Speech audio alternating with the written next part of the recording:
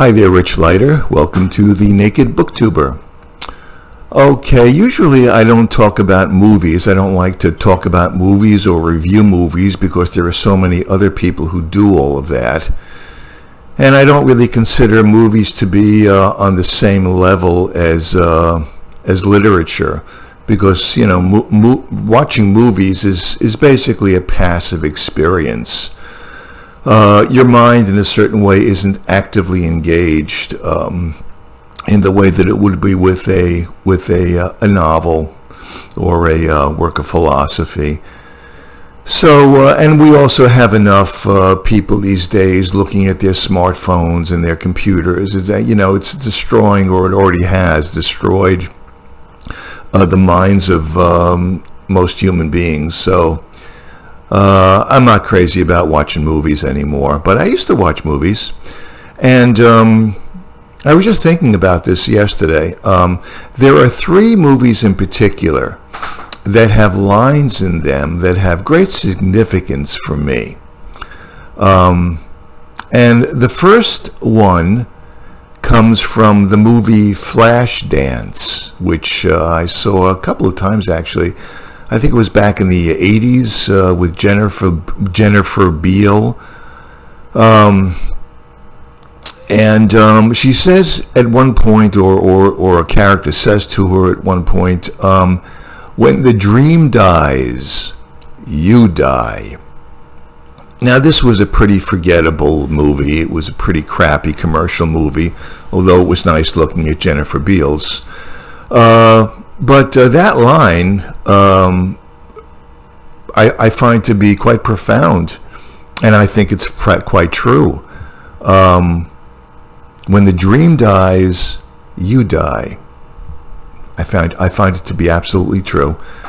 Now, most people don't really have dreams. And most people sort of say, I wish I won the lottery, or I wish I could retire now, or I wish I could build this, or I wish I could get out of this system.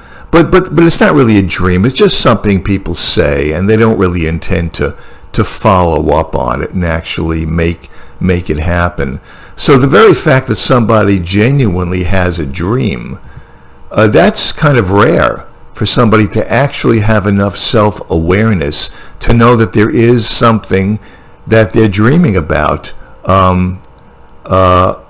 There's something that they wish to accomplish or have happened to them in their life in more than just a insignificant way. I mean, I used to work in civil service, and people in civil service were always bitching about everything, about how little money they were getting. They wished they had a bigger salary and they could retire and do this and do that, but they didn't really mean any of that. It was just talk. So that's what I mean when I say most people don't really have a dream. But if you have a dream, if you genuinely do have a dream, if you're that kind of a person, when your dream dies, when it becomes no more, then you die. This is one of the problems I have with any kind of political regime which is authoritarian, where totalitarian, where the state is everything and where the individual is nothing, and where you don't own anything and you don't have anything, and everything you do and every breath you breathe is at the behest of the state. So the dream is dead when that happens in terms of political regimes. A lot of people have committed suicide in Soviet Russia and in Eastern Germany before the wall came down, the Berlin Wall. I mean, there's a pervasive feeling of hopelessness. So there is no dream for just about everybody. So when the dream dies, you die. Very profound to me. The second movie is also a kind of a forgettable movie. It's just your usual, Hollywood commercial schlock. It's called City Slickers. But there is one line in City Slickers where the character of Jack Palance plays says to another character, you know what the secret of life is? And the other character says, no. And then Jack Palance just holds up his hands, I think, like this. Oh, it was Billy Crystal. And Billy Crystal says, the secret of life is your finger? Something like that. And Jack Palance says, the secret of life, one thing. One thing. And I found that to be also just as profound. And I mean it in this sense. People are very unfocused. That's been my observation of humanity, of people around me. People are very unfocused. They do a little of this, and they do a little of that. And then when something doesn't work out, they try something else. And when that doesn't work out, they try something else. They don't really give it a great deal of effort, whatever they do. They just kind of drift from one thing to the next. Person could say, I want to paint, and they try painting for a year and it didn't work out and they get frustrated and they said, maybe I should go into analysis and see what's wrong with me. And then they try analysis. And then after about a year of that, and they realize that it hasn't changed their life completely, they're not reborn again, they say, well, screw analysis. Freud didn't know anything. And then they say, maybe I should try meditation, and then they try that. And, it requires a lot of discipline and effort. And, they give it a couple months and that doesn't work out. And they sort of drift from one thing to another. So they do many things, but they never focus on one thing. It's like having a concave glass. And when you shine the rays of the sun through a concave lens, what happens? The rays of the sun go outwards. They're dispersed. As opposed that would be analogous to people doing all sorts of things instead of focusing on one thing. You take a magnifying glass, a convex magnifying glass, and you focus the sun on it. Well, all of the rays of the sun will reach a focal point, and you can start a fire with it, which is what I've done many times when I was a kid. You put a couple of leaves there, and you focus the sun, and it begins smoldering after a while. Focus on one thing and one thing exclusively, and you will reap enormous rewards. But you have to be willing to focus and not to expect instantaneous results. That's the problem that we're having right now. That's the problem you have looking at the internet. Everything is a shortcut to obviate the need for having to focus. Shortcuts, quick tips to doing everything in life. It's pretty pathetic. So focusing on one thing it sounds like a very simple thing, but it's a way to live. It's very, very profound. When you focus on one thing exclusively, even if you don't succeed to the extent that you wanted to on whatever it is you're focusing on, doors will be opened up to you. Your character will be strengthened in ways which are just not possible otherwise. You can read about something, but unless you actually experience it yourself and experience the truth of it, what you're reading about is just a theory. It's just a bunch of words. And the only way you can really live it yourself is by focusing on one thing alone. This is practically lost in our society, in people in general. I mean, if they ever had it, if they ever did have it, it's pretty much lost now. This is a great. Well, if people were able to focus and concentrate on one thing alone, the world wouldn't be the shithouse that it is now. It's as simple as that. We wouldn't expect political leaders to do the focusing for us. We wouldn't be passive. We wouldn't be spectators in our own lives. The third movie that has some profound lines in it is the movie Moonstruck with Nicolas Cage and Cher.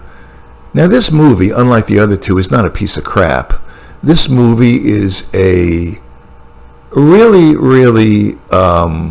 it's a work of art. You don't get that very often in a movie which is entertaining, that can please the masses, but at the same time does not compromise the profundity of the truth or truths that it is trying to convey. You don't get that very often. Anyway, to continue, there's one line or one series of lines in the movie when Nicolas Cage says to Cher, I'll read it to you. He says, "We aren't here to make things perfect. The snowflakes are perfect. The stars are perfect. Not us. Not us. We are here to ruin ourselves and to break our hearts and to love the wrong people and die. The storybooks are bullshit." I think this pretty much sums up my view of the world. Humanity is a mess. People are a mess. Humanity is a botched species, always has been, and it always will be. We're not going anywhere. There is no progress. We have technological advancements. That's true. That's progressed. But human beings, as a species, we're fucked up. And I don't see any advancement at all. As a matter of fact, there's a very good argument for saying that not only is humanity botched, but we are devolving. We're getting even worse than we were. I think there's a very good argument for that. We become collectively dumbed down to such a ridiculous extent that we're not even keeping the status quo of being botched anymore. We are devolving into domesticated farm animals. We're pretty much there right now. And that's what man is meant to do. I agree completely with Nicolas Cage. We're here on Earth to just grope blindly, to create chaos, agitation. We spend all of our energy, well, like Shakespeare said, it's all sound and fury. We just go through life expending furious amounts of energy in this crazy system of ours. We expend all of our energy trying to make money. We spend all of our energy trying to have sex, the greatest sex we can. That's probably, well, that and money are the two areas where we are the most furious in the exhaustion of our energies. That's about it. We just go through life. We have relationships. They don't last. We go to other ones. We go to shrinks to find out what's wrong with us. We gossip. We expend enormous amount of energy talking about what political system is the best political system. We debate endlessly which philosophy is the best philosophy, and does God exist, and so on. Nothing is ever concluded. Everything is very obscure. Our whole lives are wasted expending precious energy, frittering it away. That's the nature of being alive on the earth. To ruin ourselves. Then to realize we're ruining ourselves and, go to a guru or a spiritual advisor, and that doesn't really help. And then we go back to our lives and we continue to ruin ourselves. It's completely chaotic, the world. People are a disaster. And that's why I think that art is so precious. Painting, writing, composing music, philosophy. I don't know about philosophy. There's a lot of philosophy around, and it hasn't really done shit for mankind, if you ask me. Any of it. But creating music, books, painting, that's what I mean by art. This seems to me to be the only times in our screwed up, botched lives full of sound and fury when a few of us are able to step back and try to do something constructive and to channel our energy and to focus our energies and to try to clarify something within the context of whatever work of art one is attempting to create. That's when you have clarity. There's no clarity otherwise. Once you stop doing that, or if you don't engage in creating art, you're in the world again, and the world is just a wearing blender. It's just that simple. So it's very, very precious. Yeah, there are lots of other things in the world. There's business, politics, sex, money, there's architecture, there's sociology, there's economics. There are all these things. And as far as I'm concerned, they don't do shit for me. None of them. They fill your head. They fill your head with all sorts of ideas that just further confuse you. There's no clarity in any of it.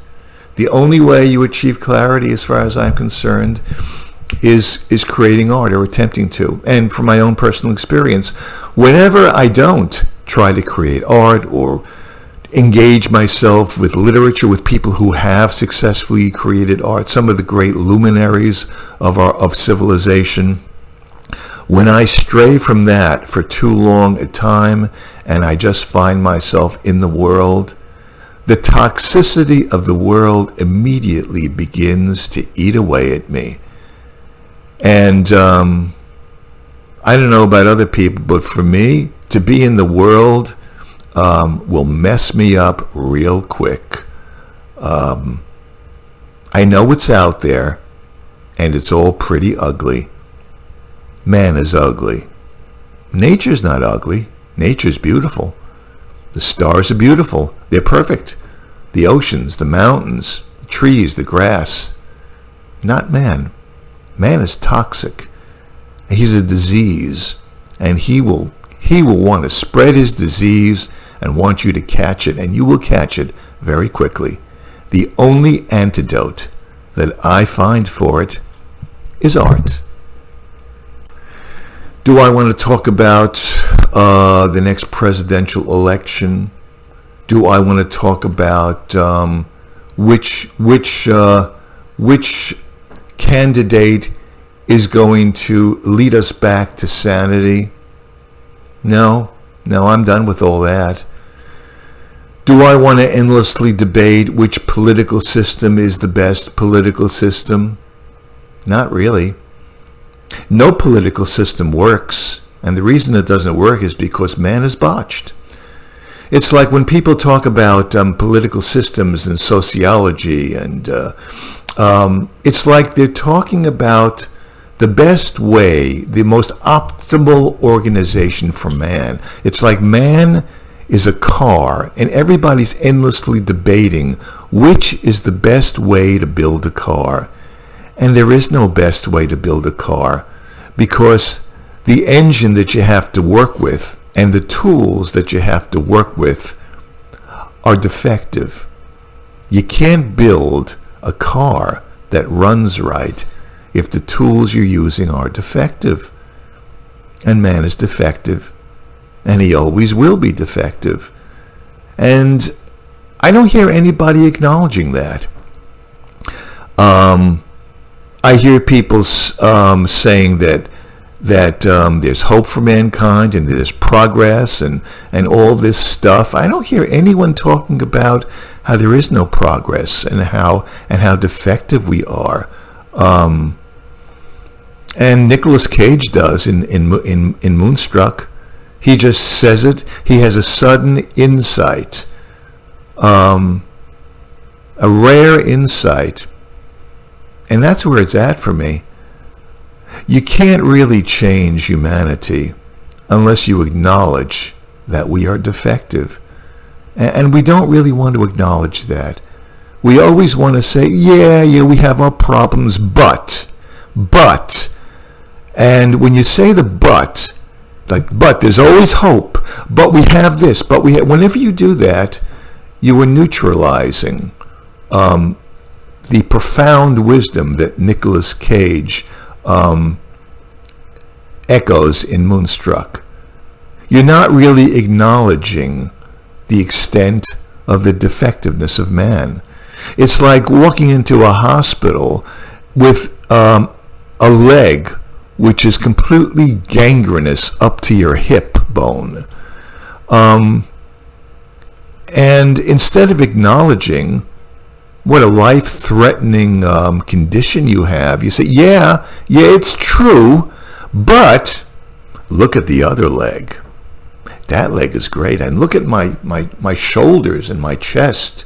They're good, you see? So I got nothing to worry about. I still got that. You see? When you think this way, it's insane.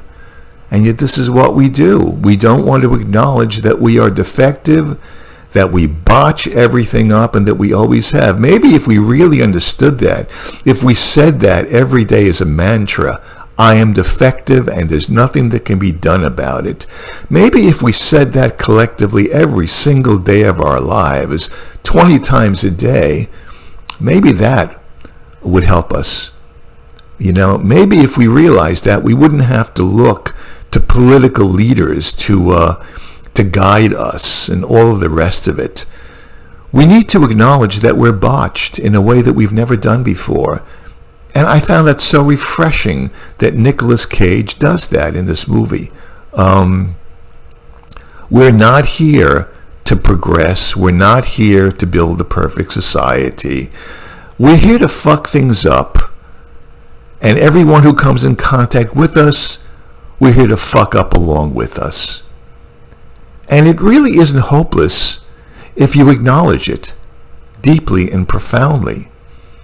And that's what I find in life. I wish people would acknowledge that as it's being acknowledged in the movie Moonstruck. It's such a precious insight.